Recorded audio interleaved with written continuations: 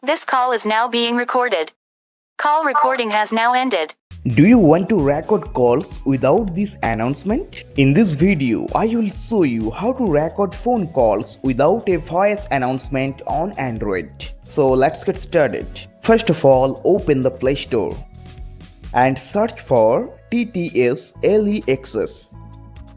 So this is the application. Just install the application. This app doesn't require any permissions or an internet connection. Once it's installed, simply open the app.